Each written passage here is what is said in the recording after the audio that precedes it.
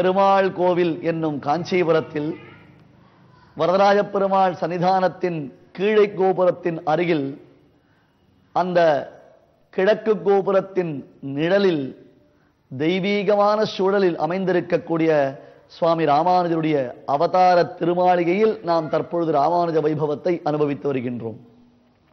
பலரும் காஞ்சிக்கு வருகிறார்கள், பலமுறை பெருமானை சேவித்து விட்டு செல்கிறார்கள். ஆனால் இங்கே ராமானுஜர் வாழ்ந்தருளின அவருடைய திருவடிகள் பட்ட இந்த புண்ணியமான ஒரு இடம் இருப்பதை பலரும் அறிந்திருக்க மாட்டார்கள். ஆகையால் தான் அன்பர்களுக்கு இதனை அறிவிப்பதில் பெருமை கொள்கிறோம்.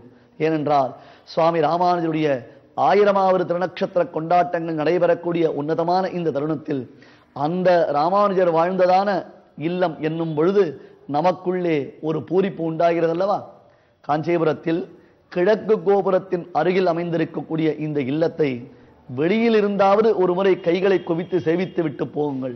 உங்களுக்கு ராமானுஜருடைய அனுகிரகம் பரிபூர்ணமாக சித்திக்கும். இனி நாம் இந்த இடத்தில் இருந்து செல்ல வேண்டிய இடம் எது தெரியுமா? மடைப்பள்ளி பிரதட்சிணம் என்னும் இடம். இதுவரையிலும் அந்த 3வது திருச்சுற்றுக்கு மடைப்பள்ளி பிரதட்சிணம் என்பதாக பெயர், அல்லது திருவனந்தாழ்வான் பிரதட்சிணம் என்று சொல்லலாம், கரியமாணிக்க பெருமாள் பிரதட்சிணம் என்று சொல்லலாம். ஏனென்றால் அந்த சன்னதிகளும் மடைப்பள்ளியும் இந்த பிரதட்சிணத்தில் அமைந்திருப்பதினாலே, திருச்சுற்றில் அமைந்திருப்பதினாலே இதற்கு இத்தகையதொரு பெயர் சொல்லலாம். ஆனால் இன்றைய உபன்யாசம் முதற்கொண்டு இந்த மடைப்பள்ளி பிரதட்சிணம் எனப்படக்கூடிய திருச்சுற்றுக்கு, 3வது திருச்சுற்றுக்கு ஒரு அற்புதமான பெயர் உண்டாக போகின்றது. வையமாளிகை பிரதட்சிணத்தில் இருந்து நாம் அடுத்த நிலையில் வந்தாலும் மடைப்பள்ளி பிரதட்சிணம் மத்தியத்தில் இருப்பதினாலே 3வது திருச்சுற்று, அல்லது மாடவீதியாக நாம் சுற்றி கொண்டு ஆழ்வார் பிரதட்சிணமாக சுற்றி கொண்டு நாம் உள்ளே நுழைந்தாலும் மடைப்பள்ளி பிரதட்சிணம் என்பது 3வது திருச்சுற்று. 5 பிராகாரங்களில் நடுவில் இருப்பதினாலே இதற்கு பெருமை அதிகம். ஆம், நம்முடைய சம்பிரதாயத்தை, ராமானுஜ தரிசனத்தை நமக்கு அளித்திருப்பதினாலே இந்த திருச்சுற்று என்றுமே புகழ் வாய்ந்ததாகத்தான் திகழ்கின்றது. யமுனை துறைவர் திருச்சுற்று என்று இது முதற்கொண்டு இந்த திருச்சுற்றுக்கு புகழ் வரப்போகின்றது. இப்பொழுதும் சம்பிரதாயம் அறிந்த பெரியோர்களை கேட்டால் பெருமாள் எங்கே எழுந்தெழுகிறார் என்றால் யமுனைத்துறைவர் பிராகாரத்தில் எழுந்தெழுகிறார் என்று சொல்லுவார்கள். ஏன்? வரதனை சேவித்து விட்டு வெளியே வந்த ஆளவந்தார் திருக்கச்சினம்பிகளிடத்தில் கேட்கிறார், இங்கே இளையாழ்வார் எங்கிருக்கிறார் என்று. யாதவ பிரகாஷர் இளையாழ்வாரின் கைப்பிடித்துக் கொண்டு ஏனைய சிஷ்யர்கள் புடைசூழ வரதனை சேவிக்க வந்திருக்கிறார். அப்பொழுது திருக்கச்சினம்பிகள் சுட்டி காண்பித்த இடத்தில் ஆளவந்தாருடைய திருக்கண்கள் நோக்குகள் படர்ந்தன.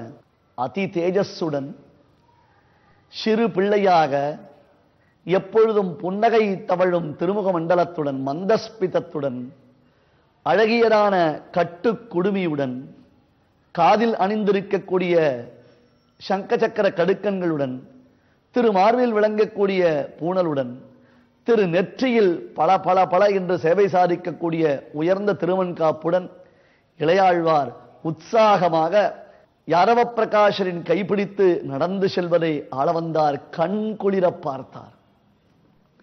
வரதனை தரிசித்த பொழுது கூட ஆளவந்தார் இவ்வளவு ஆனந்தப்பட்டிருப்பாரா என்பது நாம் ஆராய்ந்து பார்க்க வேண்டிய விஷயம். ஏனென்றால் இளையாழ்வாரை பார்க்கும் பொழுது ஆளவந்தாருக்கு உள்ளத்தில் பேரன்பு பொங்கியது. பெற்றெடுத்த குழந்தையை வாஞ்சையுடன் பார்க்கும் பொழுது அந்த தாயாருடைய உள்ளம் எப்படி குழைந்திருக்கும்? அந்த குழந்தையின் பிஞ்சு விரலை தான் பற்றி இருக்கும் பொழுது அந்த தாயாருக்கு மனசில் எந்த ஒரு ஆனந்தம் உண்டாகுமோ அது போன்றதொரு ஆனந்தம் தாயுள்ளம் கொண்டவரான ஆளவந்தாருக்கு இப்பொழுது இளையாழ்வாரை கட்டாட்சித்தவுடன் ஏற்பட்டது. வறியவன் ஒருவன் தேடி வந்த பெரும் புதையலை கண்ட மாத்திரத்தில் அவன் விழிகள் விரிந்து வாய் பிளந்து அப்படியே ஈர்த்தவாய் தெரியாமல் தான் அடைந்த பெரும் செல்வத்தைக் கண்டு அப்படியே அவனுடையதான உள்ளம் உவகையுடன் எப்படி பொங்குமோ அதுபோன்று ஆளவந்தார் இங்கே இளையாழ்வாரை கண்ட மாத்திரத்தில் ஆனந்தப்பட்டார். தேடி வந்த புதையல் கிடைத்தது, தேடி வந்த புதையல் கிடைத்தது. தான் எப்படியெல்லாம் எண்ணமிட்டு கொண்டு வந்திருந்தாரோ. ஏனென்றால் அடிக்கடி திருவரங்கத்திற்கு வந்து செல்லும் யாத்ரிகர்கள் இளையாழ்வாரை குறித்த பல செய்திகளை ஆளவந்தாரிடத்தில் தெரிவித்திருந்தார்கள். அது தவிர இளையாழ்வாரினுடைய திருமேனியையும் அவர்கள் ஆளவந்தாருக்கு விளக்கி இருந்தார்கள். ஆகையால் ஆளவந்தார் இளையாழ்வாருடைய திருமேனியை தன்னுடைய திருவுள்ளத்தில் உருவகப்படுத்தி வைத்திருந்தார். கோவிலுக்கு சென்று பெருமாளை சேவிக்கும் பொழுது இன்றைய தினத்தில் பெருமாளுக்கு என்ன திருவாபரணம், என்ன திருக்கோலம், எந்த மாதிரி சாற்றுப்படி எனப்படக்கூடிய அலங்காரங்கள், எந்த விதமான புஷ்பங்களை சாற்றிக் கொண்டிருப்பான், எத்தகையதொரு வர்ணங்களில் உடையதான வஸ்திரங்களை சாற்றிக் கொண்டிருப்பான் என்று எண்ணிக்கொண்டே கோவிலுக்கு சென்று பெருமாளை சேவிக்க வேண்டுமாம். அதுபோன்று தான் இங்கே ஆளவந்தார் திருவரங்க திருப்பதியிலிருந்து இளையாழ்வாருடைய திருமேனியை, இளையாழ்வாருடைய அந்த திவ்யமான திருமேனியை தான் தனக்குள்ளே எண்ணிக்கொண்டு உருவகப்படுத்திக் கொண்டு வந்தார். எப்படியெல்லாம் அவருடைய எண்ணங்கள் வட்டமிட்டனவோ அப்படியே இளையாழ்வாரை கண்ட மாத்திரத்தில் ஆனந்தம் ஆனந்தம் ஆனந்தம் ஆனந்தம் என்று ஆனந்த பரிதரானார். கண்டேன் கண்டேன் கண்டேன் என்று அவரை பார்த்த மாத்திரத்தில் அவர் உள்ளுக்குள்ளே 1000 ஆனந்த அலைகள் பொங்கி கிளர்ந்தன. இளையாழ்வாரை உற்று உற்று பார்க்கிறார். திருக்கச்சிரம்பிகள் கேட்கிறார், சுவாமி நான் சென்று அவரை அழைத்து வரட்டுமா? ஏனென்றால் யாதவ பிரகாஷர், இளையாழ்வார் முதலானவர்கள் வரக்கூடிய அந்த சந்தர்ப்பத்தில் அவர்கள் ஆளவந்தாரை பார்க்கவில்லை. ஆளவந்தார் என்னும் ஒரு பெரிய மகாச்சாரியர் வந்திருக்கிறார், அவர் நம்மை பார்த்து கொண்டிருக்கிறார் என்பதை அவர்கள் பார்க்கவில்லை. ஏனென்றால் அவர்களுடைய திரள் வேறு. இங்கே தனியாக ஏகாந்தமான ஒரு இடத்தில் ஆளவந்தார் இருந்து கொண்டு இளையாழ்வாரை பார்த்து கொண்டிருக்கிறார், கட்டாட்சித்துக் கொண்டிருக்கிறார். பார்த்து கொண்டிருக்கிறார் என்று சொல்லக்கூடாதாம். ஆச்சாரியனுடைய கண் திருஷ்டி, அவருடைய கண் பார்வை என்பது நமக்கு கட்டாட்சம். இது முழுவதும் நமக்கு அனுகிரகம் தானே. இளையாழ்வாரை பார்த்து ஏதாவது சொல்வதற்கு விரும்புகிறாரா? அல்லது ஒருவேளை இப்பொழுதே இளையாழ்வாரை யாதவ பிரகாஷரிடத்திலிருந்து பிரித்து அழைத்து சென்று விடுவாரா என்றெல்லாம் எண்ணிக்கொண்டு திருக்கச்சிரம்பிகள் ஆளவந்தாரிடத்தில் கேட்கிறார், சுவாமி நான் சென்று இளையாழ்வாரை அழைத்து வரட்டுமா? திருக்கச்சிரம்பிகள் அழைத்தால் ஓடோடி வந்து விடுவார் இளையாழ்வார். அழைத்து வரட்டுமா? ஒரு நிமிடம் ஆளவந்தார் கண்மூடி வரதனுக்கு நன்றி தெரிவித்தார். நம்பிகாள், இப்பொழுது இளையாழ்வாரை என்னிடத்தில் அழைத்து வர வேண்டாம், இன்னும் சற்று காலம் போகட்டும். ஏனென்றால் நம்முடைய சித்தாந்தத்தை நன்கு நிலைநிறுத்த வேண்டும் என்றால் ஏனைய மதங்களில் உள்ளதான விஷயங்கள் என்ன என்று அறிந்தால்தான் அவற்றில் உள்ள தோஷங்களை எல்லாம் எடுத்துச் சொல்லி நம்முடைய சித்தாந்தத்தை நன்கு நிலைநிறுத்த முடியும். ஆகையால் பூர்வபக்ஷ விஷயங்களை எல்லாம் இளையாழ்வார் நன்கு பயில வேண்டும். இப்பொழுது அவருடைய மேதாவிலாசத்தினாலே சில விஷயங்கள் யாதவ பிரகாஷருக்கு எதிராக சொன்னால் கூட இந்த சம்பிரதாயத்திற்கு எதிர்த்தட்டாக இருக்கக்கூடிய விஷயங்களை எல்லாம் நன்கு தெரிந்திருக்க வேண்டும். ஆகையால் பூர்வபக்ஷ விஷயங்களை இவர் நன்கு கசடர கற்க வேண்டும். அதன் பின்னர் நம்மிடத்தில் வந்து சேரட்டும். அதுவரையிலும் காலம் கனியும் வரையிலும் நாம் பொறுத்திருக்க வேண்டும். அந்த உன்னதமான ஒரு காலம் நமக்கு கிடைக்கும் வரையிலும் நாம் பொறுத்திருக்க வேண்டும். இந்த இளையாழ்வார் நம் சம்பிரதாயத்திற்கு கிடைத்திருக்கக்கூடிய பெரும் செல்வம்.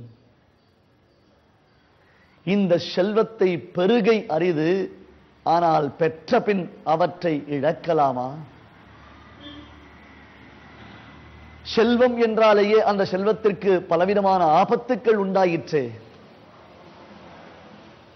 அந்த ஆபத்துக்களில் இருந்து செல்வத்தை காப்பாற்றுவது என்பது பெரும்பாடு. இளையாழ்வார் என்னும் செல்வத்திற்கு எத்தனை விதமான ஆபத்துக்கள் நேரிட்டன. இதோ கைப்பிடித்து அழைத்துச் செல்கிறாரே இந்த குரு ஆச்சாரியர், அவரே இவரை கொல்வதற்குத்தானே முயற்சித்தார். அந்த முயற்சியில் இருந்து இளையாழ்வார் தானே தப்பிப்பழைத்து வந்தாரே. தானா தப்பிப்பழைத்து வந்தார்? இல்லையே, வரதன் வழிகாட்டினான். வேடுவ திருக்கோலத்தில் வரதனும் பெருந்தேவி தாயாரும் விந்தியமலை காடுகளில் இருந்து இளையாழ்வாரை ஓர் இரவிற்குள்ளே இந்த இடத்திற்கு அழைத்து வந்தார்கள். ஆகையால் தான் வருடந்தோறும் நடைபெறக்கூடிய அந்த உற்சவத்தில் அனுஷ்டான குல உற்சவம் என்பதாக அந்த உற்சவத்திற்கு பெயர். நாம் சாலை கிணறில் சேவித்தோம் அல்லவா?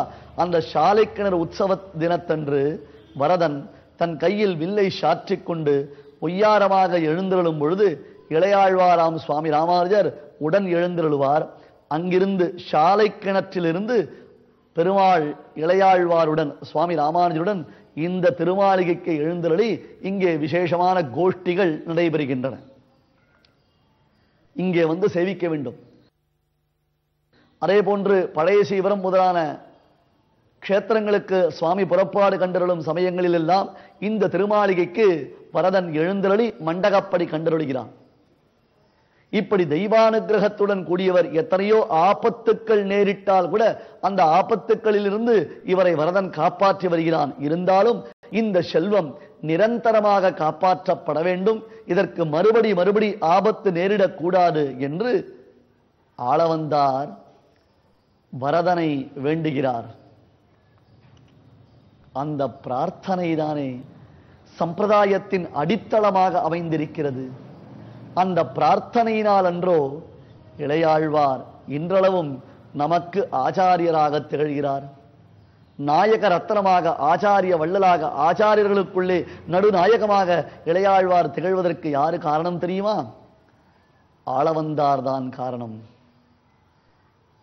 தெருக்கச்சிரம்பிகள் சுட்டிக்காட்டிய பின்பு இளையாழ்வாரை முதலாக கட்டாட்சித்த ஆளவந்தார் இவன் ஆ முதல்வன் என்றார்.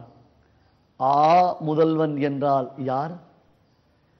எதனால் இப்படி ஒரு வார்த்தை ஆளவந்தாருடைய திருவாக்கிலிருந்து வெளிவந்தது? அப்படி என்ன ஆளவந்தார் வரதனிடத்தில் விண்ணப்பித்தார்? இளையாழ்வாருக்கு ஏற்படக்கூடிய ஆபத்துக்களிலிருந்து இனியும் வரதன் எப்படி காப்பாற்றினான்? அந்த வரதனுக்குத்தான் தியாகராஜன் என்னும் திருநாமம் எவ்விதத்தில் பொருந்துகிறது? நாம் பொறுத்திருந்து பார்க்கலாம்.